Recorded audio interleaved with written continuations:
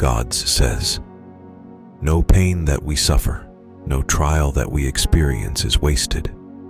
It ministers to our education, to the development of such qualities as patience, faith, fortitude, and humility. All that we suffer and all that we endure, especially when we endure it patiently, builds up our characters, purifies our hearts, expands our souls, and makes us more tender and charitable, more worthy to be called the children of God. And it is through sorrow and suffering, toil and tribulation, that we gain the education that we come here to acquire, and which will make us more like our Father and Mother in heaven." In short, Christians in general are everywhere denominated the servants and the children of God, and are required to serve Him with that submissive obedience and that affectionate promptitude of duty which belong to those endearing relations. Every country I love, and I am a child of God, to love the humans. If I'm one that's afflicted with the same gender attraction, I should strive to see myself in a much broader context. Seeing myself as a child of God with whatever my talents may be, whether intellect or music or athletics, or somebody that has a compassion to help people, to see myself in a larger setting, and thus to see my life in that setting. But in Christianity, by contrast, the freedom of the children of God was also freedom from all important worldly interests, from all art and science, etc.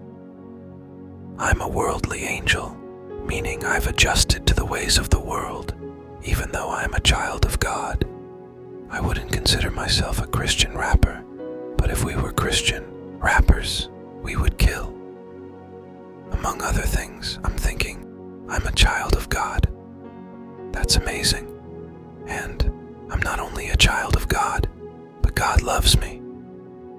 The hardest part for me is to realize that while God loves me, and I am a child of God, I have to see the bigot and the brute and the rapist, and whether he or she knows it or not, I have to know that that person is a child of God. That is part of the responsibility, and it's hard. I was made for more than being stuck in a vicious cycle of defeat. I am not made to be a victim of my poor choices. I was made to be a victorious child of God.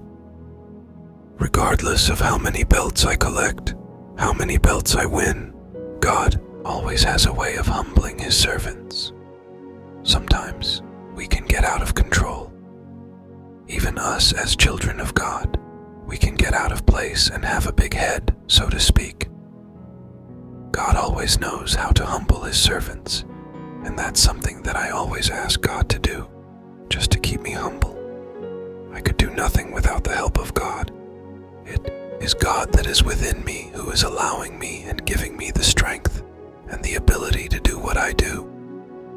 Without Him, I can't do anything.